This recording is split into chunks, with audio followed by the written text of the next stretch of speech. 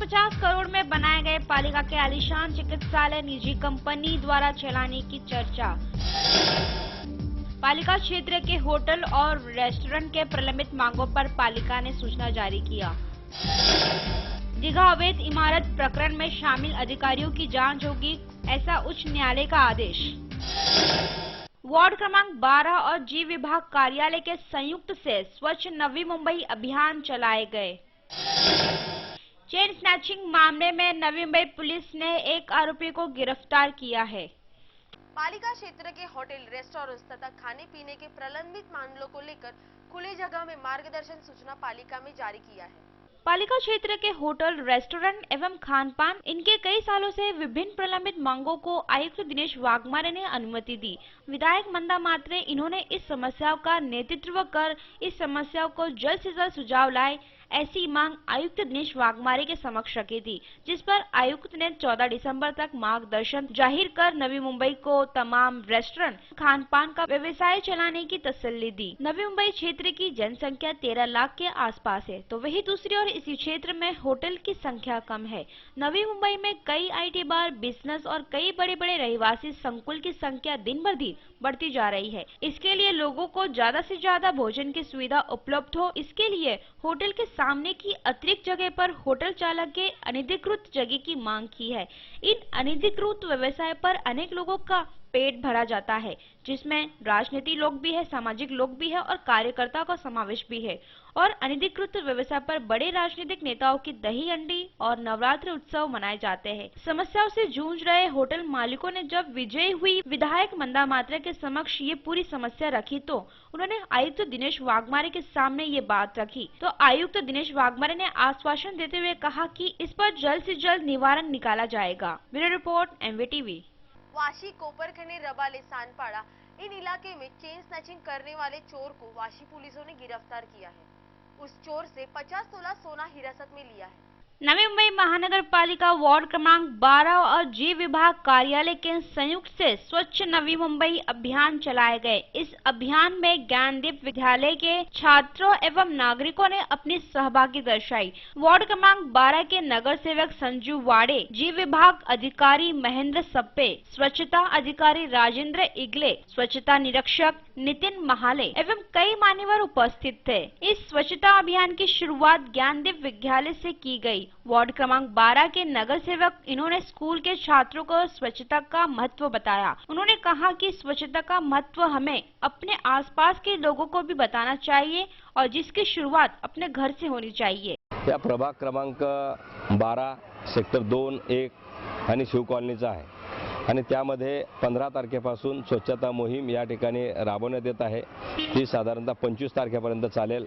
या प्रभागामध्ये अतिशय घाण होती, दिसत होती, डेब्रेचं वातावरण आहे आणि त्यामुळे दुर्गंधी पसरलेली आहे।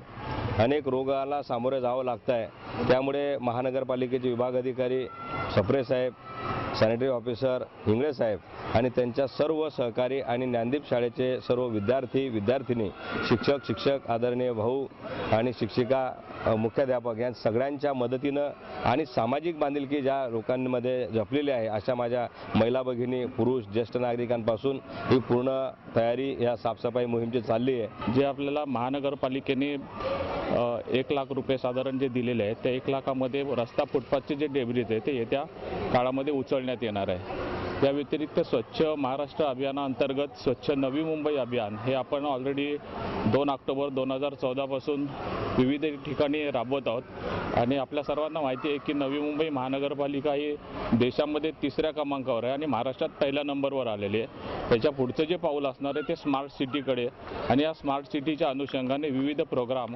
ऐरोलीतील विविध प्रभागामध्ये आपण राबवत आहोत। इस दौरान वार्ड क्रमांक 12 में स्वच्छता अभियान के अंतर्गत छात्रों की रैली भी निकाली गई। Bureau report, MVTV। 9 दिसंबर को उच्च न्यायालय ने दीघा के अवैध इमारत के प्रकरण में हुए सुनवाई में सिडको और पालिका ने पेश किए गए शपथ पत्र पर असमाधान व्यक्त किया है। 9 दिसंबर को उच्च न्यायालय ने दीघा के अवैध इमारत प्रकरण में हुए सुनवाई में सिडको और पालिका ने पेश किए हुए शपथ पत्र पर असमाधान व्यक्त किया है। ये बांधकाम अधिकारियों की सहमति बिना हो ही नहीं सकता है, इसलिए अधिकारियों की जांच करे, ऐसा आदेश कोर्ट ने भी दिया है। इसके चलते सिडको पुलिस एमएससीबी अधिकारियों की नींद उड़ गई है। दीघा के सभी अनधिकृत इमारतों को गिराए जाएं, ऐसा आदेश कोर्ट ने दिया है। इनमें से कई इमारत को गिराया गया है। मंगलवार को हुई सुनवाई में कोर्ट ने कहा कि जब ये इमारत बन रही तो इनमें से कई अधिकारी क्या सोई हुई थी। दायर की गई शपथ पत्र पर नाराजगी दिखाते हुए कहा कि अधिकारियों के मेहरबान का ही ये नतीजा है, ऐसा कोर्ट ने पेश किया है, जिसमें अलग अलग प्राधिकरण के अधिकारियों में घबराहट की स्थिति निर्माण हो गई है एवं अधिकारियों की कार्रवाई पर भी मांग बढ़ रही है। Bureau report MVTV। 150 करोड़ रुपए खर्च करके नवी मुंबई महापालिका ने ऐरोली, बेलापुर और नेरुल में बनाए गए आलीशान अस्पतालों को निजी कंपनी द्वारा चलाने की चर्चा महापालिका में चल रही है। 150 करोड़ रुपए खर्च कर नवी मुंबई महानगर पालिका ने ऐरोली, बेलापुर और नेरुल में बनाए गए आलीशान चिकित्सालयों को निजी कंपनी द्वारा चलाने की चर्चा इन दिनों महापालिका में चल रही है। पालिका की तिजोरी खाली होने के चलते चिकित्सालय कभी शुरू होने वाले हैं, ये प्रश्न विरोधक और नवी मुंबईकर द्वारा उठाया जा रहा है।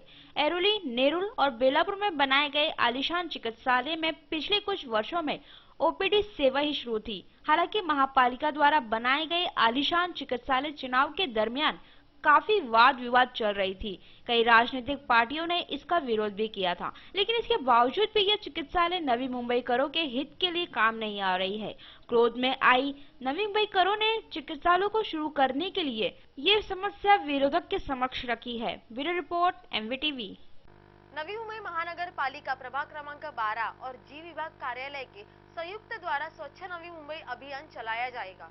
नवी मुंबई महानगर पालिका वार्ड क्रमांक 12 और जी विभाग कार्यालय के संयुक्त से स्वच्छ नवी मुंबई अभियान चलाए गए। इस अभियान में ज्ञानदीप विद्यालय के छात्रों एवं नागरिकों ने अपनी सहभागी दर्शाई। वार्ड क्रमांक 12 के नगर सेवक संजू वाड़े, जी विभाग अधिकारी महेंद्र सप्पे, स्वच्छता अधिकारी राजेंद्र इगले, स्वच्छता निरीक्षक नितिन महाले एवं कई मान्यवर उपस्थित थे। इस स्वच्छता अभियान की शुरुआत ज्ञानदीप विद्यालय से की गई। वार्ड क्रमांक 12 के नगर सेवक इन्होंने स्कूल के छात्रों को स्वच्छता का महत्व बताया। उन्होंने कहा कि स्वच्छता का महत्व हमें अपने आसपास के लोगों को भी बताना चाहिए और जिसकी शुरुआत अपने घर से होनी चाहिए। या प्रभाग क्रमांक 12 सेक्टर 2, 1 आणि शिव कॉलनीचा आहे आणि त्यामध्ये 15 तारखेपासून स्वच्छता मोहीम या ठिकाणी राबवण्यात येत आहे। ती साधारणतः 25 तारखेपर्यंत चालेल। या प्रभागामध्ये अतिशय घाण होती, दिसत होती, डेब्रेचं वातावरण आहे आणि त्यामुळे दुर्गंधी पसरलेली आहे।